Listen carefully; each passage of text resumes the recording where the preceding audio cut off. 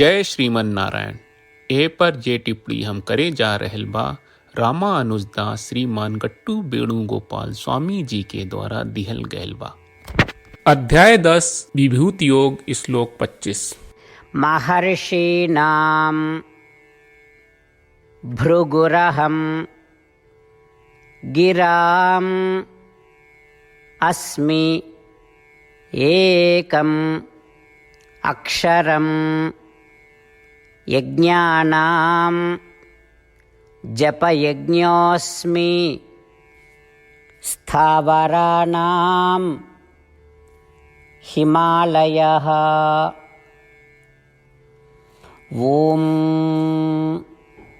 गीताचार्य श्री कृष्ण परमात्मा अर्जुन समेत हमनी सबके विभूति योग सिखा रहल बानी। परमात्मा कह रहल बाड़न, अर्जुन ऋषि मुनि लोग में हम भृंगु ऋषि बानी। हम सार्थक शब्दांश में प्रणव और ओमकार हई। सब यज्ञ में जप यज्ञ हई और हम पर्वतन के बीच हिमवत पर्वत हई। सब ऋषि मुनि लोग भृंगु महर्षि के ई पता लगावे खातिर भेजे ले कि देवता लोग में कौन सबसे बड़न बा, और भृंगु महर्षि तय कहले कि श्री महाविष्णु सब देवता में सबसे बड़न बा। उ ई तय करत कि श्री महाविष्णु आ श्रीमन नारायण सर्वोच्च बाड़े। श्री कृष्ण परमात्मा कह रहल बानी कि हम उ भृंगु महर्षि हई।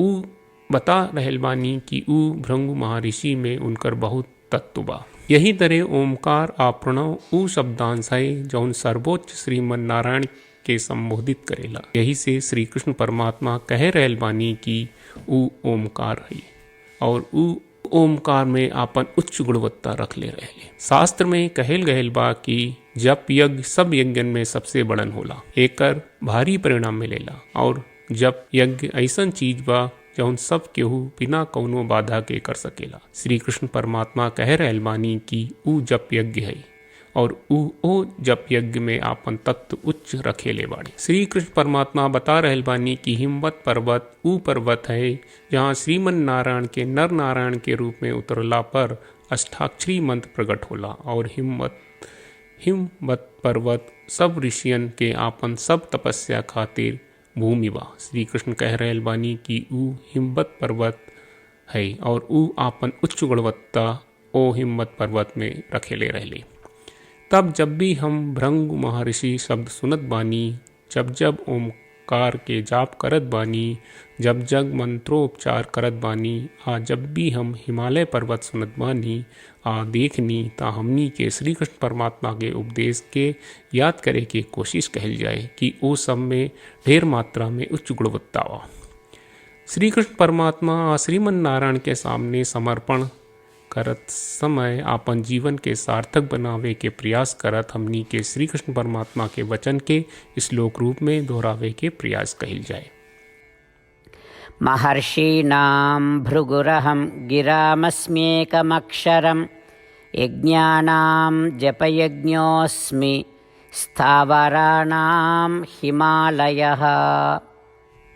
श्रीमन्नारायण करिष्ये वचनं तव। सर्वं श्रीकृष्णार्पणमस्तु। जय श्रीमन्नारायण। श्रीमद् भगवत गीता का पूरा सार श्री कृष्ण परमात्मा ने अध्याय 18वें के श्लोक 65 से 70 में 8 काम करे खातिर दिले बाड़े। श्री कृष्ण कहले, हम ओ लोगन से प्रेम करनी जो लोग इन 8 बातन के मान तारे। हम ओ भक्तन के हर तरह से रक्षा करब। श्री कृष्ण परमात्मा के द्वारा बोलल गईल संपूर्ण भगवत गीता सुनला के बाद अर्जुन कहले, करिष्ये वचनम त्वा, जेके मतलब बा कृष्ण मैं उही करब जौन आप कही। यही कारण बा श्री कृष्ण अर्जुन के हर तरह के सफलता आ विजय प्रदान करेले। आई परमात्मा के आपन व्रत देई कि हमनी के ये 8 गौ कर्म के पालन करी जा। ई वचन परमात्मा के देवे से बड़न कौनो पूजा तपस्या यज्ञ नहीं। हम 8 प्रण कहब जौन हमनी के करे के चाहिए। आप सब कृपया इन्हन के आपन दिमाग और दिल में सोची। श्री कृष्ण के आपन वचन देवे के ई तरीका में हमनी सबकी कल्पना करे के चाही कि श्री कृष्ण का चेहरा खुशी से चमकत बा और खुशी के एहसास करत बा। जय श्रीमन नारायण। यहाँ हमनी के 8 वादा बा।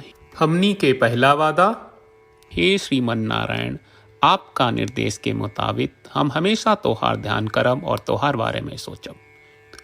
हमनी के दूसर वादा, हे श्रीमन नारायण, आपका सलाह का अनुसार हम हमेशा आपका भक्त रहब। हमनी के तीसर वादा, हे श्रीमन नारायण, हम आपन सब काम तोहरा सेवा के रूप में और तोहरा संतुष्टि खातिर करब। हमनी के चौथा वादा, हे श्रीमन नारायण, जैस की आप माने के कहले रहलू, हमरा बहुत विश्वास बा कि हम आपके होई और हम हमेशा आपन दोनों हाथ जोड़ के आपके नमस्कार करब और आपकी पूजा करब। हमनी के पांचवा वादा, हे श्रीमन नारायण, हमरा के तोरा बात माम एकम शरणम ब्रज 1866 याद कहले, जहां आप हमरा के आपन का अर्पित करे का कहा। श्रीमन नारायण, मैं हमेशा तोहरे शरण में रहब। हमनी के छठवां वादा, हे श्रीमन नारायण, हमरा के तोहरा बात माँ सुचहा 1866 याद कहले कि आप हमनी के शोक ना करे का आश्वासन दे रहे बड़े, हम अब और शोक ना करब। हमनी के 7वां वादा, हे श्रीमन नारायण, आपने हमरा खातिर श्रीमद् भगवत गीता के वितरण करके हम सबके कृपा कहले और आशीर्वाद दहले बा। हम वादा करत बानी कि रोजाना कम से कम एक श्लोक पढ़ब या सुनब। हमनी के 8वां वादा, हे श्रीमन नारायण, आप गीता के पूरा मानवता तक ले गयलू। हम गीता में आपके दिव्य वचन के उन भक्तन तक पहुँचावे के प्रयास करब जे गीता से अपरिचित बा। हे श्रीमन नारायण, हम उई करब जौन तू करे का कहब। हम ऐसन व्यवहार करब जैसन आप चाहत बानी और हम खाली आपका खातिर काम करब। श्रीमन नारायण के रोज आपन वचन देहल कि हम ओइस करब जैस आप कहत बानी, ई अपने आप में बड़न पूजा बा। श्रीमन नारायण, करशे वचनम त्वा। श्रीमन नारायण, हम तोरे निर्देश के मुताबिक काम करब। सर्वम श्री कृष्ण अर्पणम अस्तु। जय श्रीमन नारायण।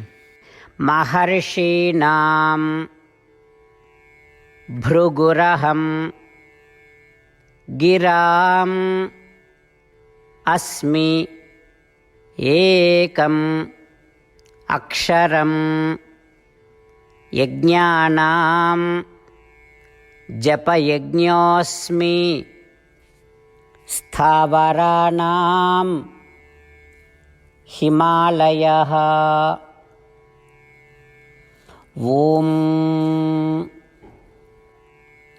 महर्षीणां भृगुरहं गिरामस्म्येकमक्षरं यज्ञानां जपयज्ञोऽस्मि स्थावराणां हिमालयः। श्रीमन्नारायण, करिष्ये वचनं तव। सर्वं श्रीकृष्णार्पणमस्तु। जय श्रीमन्नारायण। जय श्रीमन नारायण। सब भक्त लोगों से विशेष अनुरोध बा, जीवन में हर चीज में हमनी के तत्कालिक और प्रभावशाली परिणाम की अपेक्षा रहेला। एकरा खातिर आइए रोजाना 1 मिनट के समय निकालल जाए और नारायण आश्रम पढ़ल जाए। नारायण आश्रम प्राप्त करे खातिर नारायण आश्रम वेबसाइट पर जाई, जो www.narayanashram.org है, और पंजीकरण में आपन नाम और ईमेल दर्ज करी। आपके द्वारा प्रदान कईल गई ईमेल पर आपका एक नारायण आश्रम PDF प्राप्त हुई। PDF में एक रामायण श्लोक, एक गीता श्लोक और एक विष्णु नामम बा। ये तीनों के मिल के नारायण आश्रम कहल जाला। हर व्यक्ति के ये श्लोक के अलग अलग संयोजन मिलेला। जब हर कोई 24,000 भक्तन के साथ रोजाना आपन नारायण आश्रम पढ़त आ सुनत बा, ता हर दिन संपूर्ण रामायण का 1 दौर, श्रीमद् भगवत गीता पारायण के 33 दौर और श्री विष्णु सहस्त्रनाम स्तोत्र पारायण के 24 दौर प्रतिदिन पूरा होएला। ई एक बहुत ही उल्लेखनीय और विलक्षण परिणाम बा, जौन हर एक दिन ऐस करे से निकलेला। ई कारण बा कि आप और आपके परिवार के सदस्य तुरते जाके आपन नारायण आश्रम प्राप्त करी। जय श्रीमन नारायण।